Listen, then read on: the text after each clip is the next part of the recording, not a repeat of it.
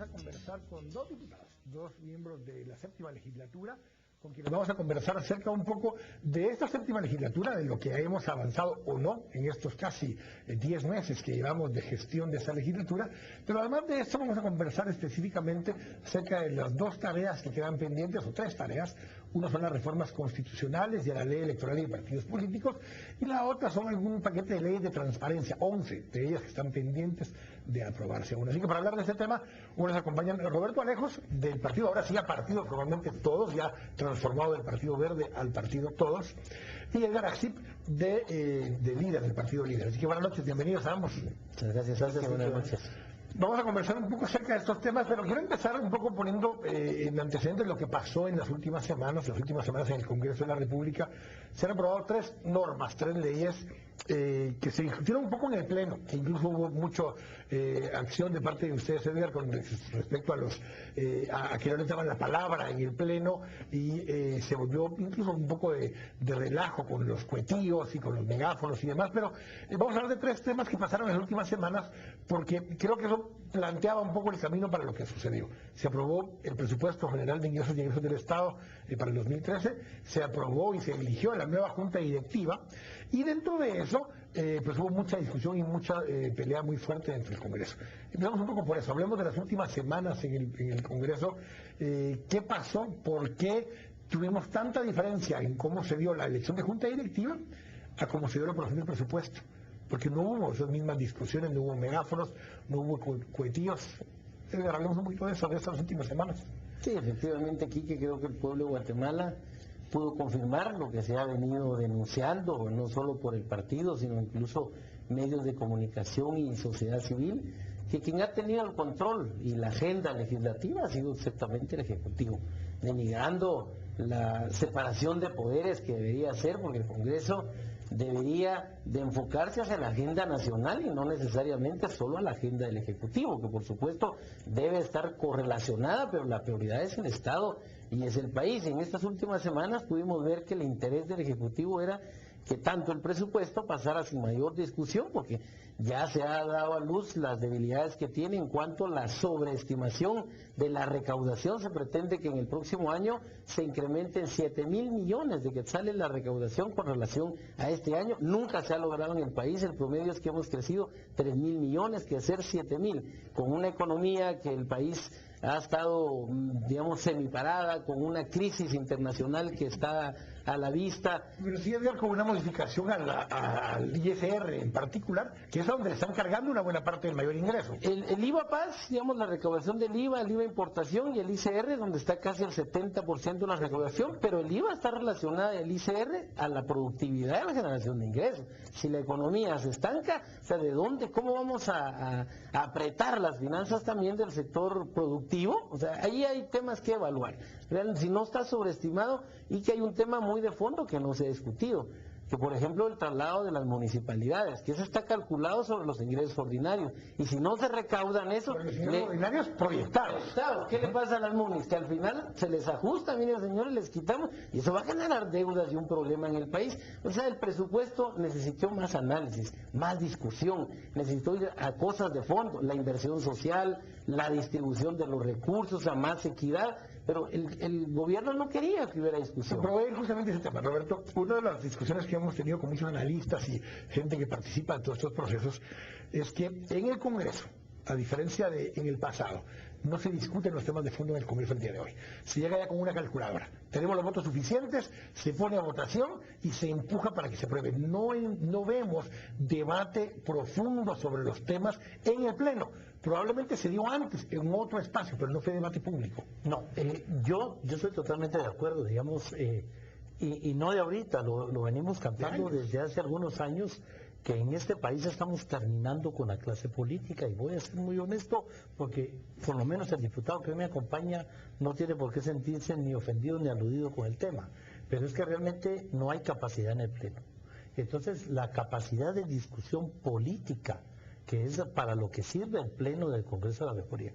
Las comisiones de trabajo son para la discusión técnica, donde el diputado asiste con sus asesores, o debería asistir con sus asesores, y entrar a una discusión técnica a la que el partido de gobierno le da De presupuesto, de una norma legal, de cualquier cosa. Es lo que ha estado ausente en ese tema. Digamos, las comisiones de trabajo no son comisiones fluidas, no hay una discusión del tema, y el presupuesto fue el mejor ejemplo. El presupuesto apareció a última hora, y vas a explicar por qué fue que lo aprobamos. No tuvo una discusión profunda en las comisiones. Estuvimos pidiendo seminarios, nosotros nos quedamos con una serie de propuestas de cambios que teníamos que hacer en ese sentido, y no se dio.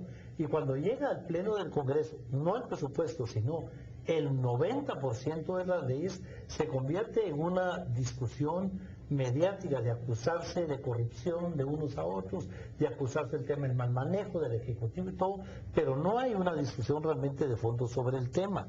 Y especialmente cuando se sabe que ya se perdió la batalla en materia de los votos, entonces lo que queda es armar esa discusión mediática, ese evento mediático, y no la discusión plenaria. Entonces yo creo que no vamos a ver en el Pleno del Congreso del año que viene una discusión de fondo sobre temas determinados. Pero eso es lo que preocupa. Tenemos que pelear porque esas discusiones sean en las comisiones, porque si realmente la forma que se está dando la aprobación o no aprobación de los temas del Congreso no es la más correcta. No, miren aquí que hay temas importantes en el Congreso que no se han querido discutir. Y el hecho de que no podamos calificar a todos los diputados si tienen o no capacidad, pero hay que respetar que todos son electos. Y aún, aunque no tengan la capacidad, no se les puede negar la palabra para decir lo que quiera, porque de eso se trata el Pleno. ¿Y qué ha hecho el Ejecutivo? Ha priorizado la agenda. ¿Qué les interesa?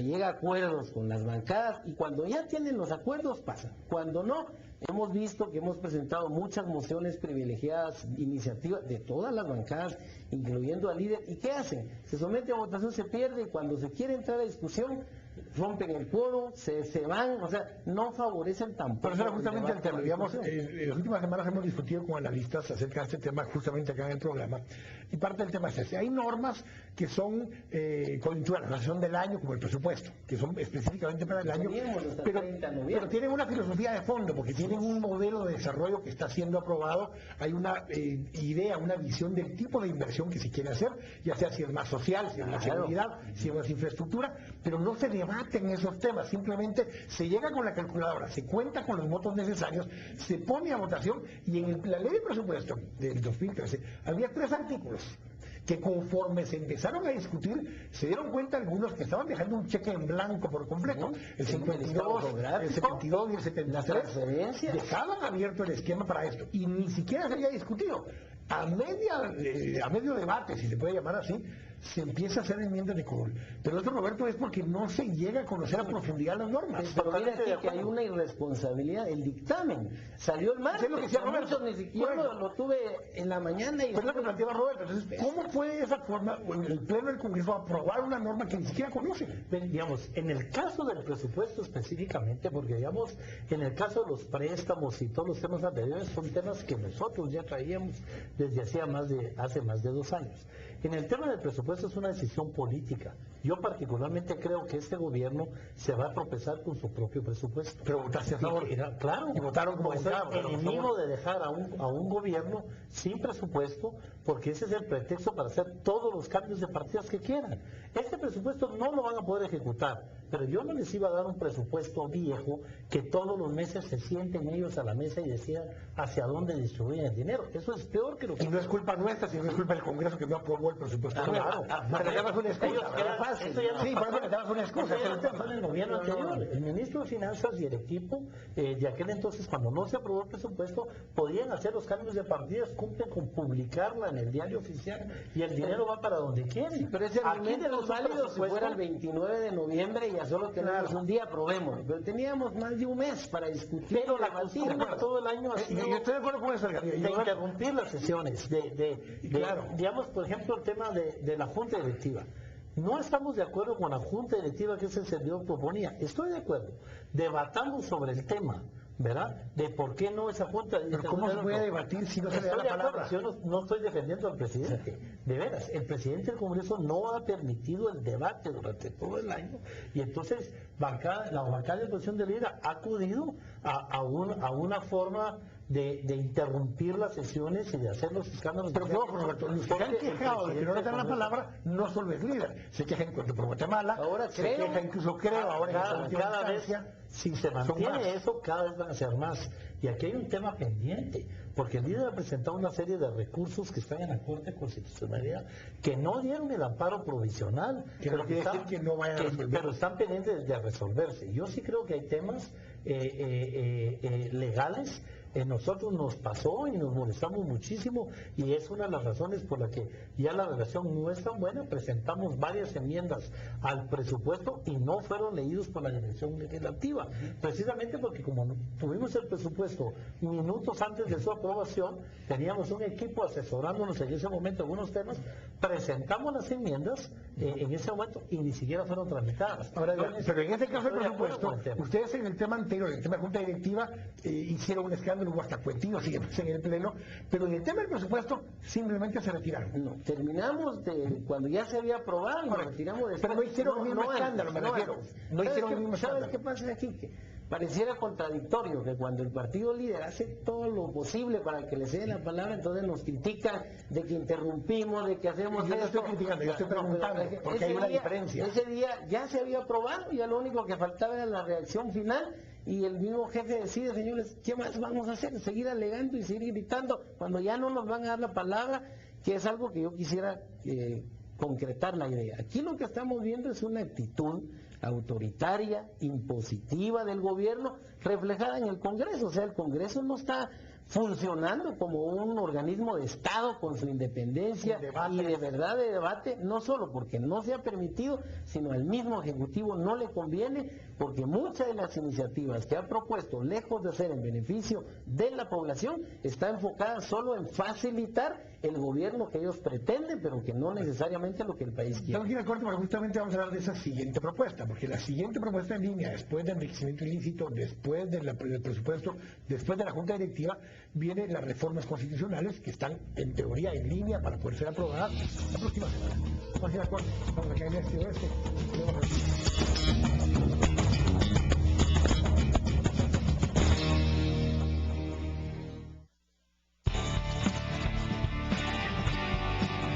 Estamos presentando Este Oeste.